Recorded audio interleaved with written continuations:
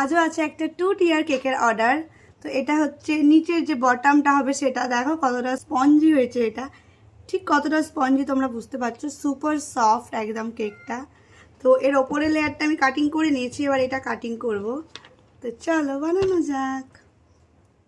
তার আগে তোমরা যারা আমায় চেনো না, আমি হলাম প্রিয়াঙ্কা। আমি বাসায় বাকুলিয়া নেয়ার কালনা ইনচুরো থেকে ছোট্ট একটি হোম বেকারি চালাই। স্ক্রিনে দেওয়া নাম্বারে কল করে তোমরা আমার থেকে কেক অর্ডার করতে পারো। আর এইটা ছিল একটা 1 কেজি ওজনের 2 টিয়ার কেক।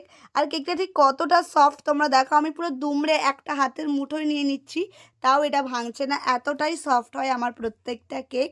আর আমার প্রত্যেকটা কেক হয় এগলেস।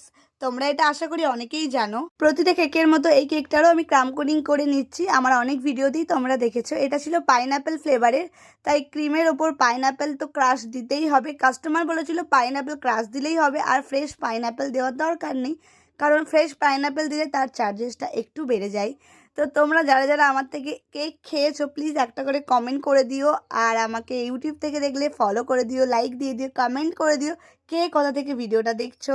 আর তারপরে আমি যে ওপরের টিয়ারটা হবে সেটাও বানিয়ে দিলাম। এটা ভ্যানিলা ফ্লেভারে করেছিলাম। তো আজকের মতো ভিডিওটা এইটুকুই, বাই বাই।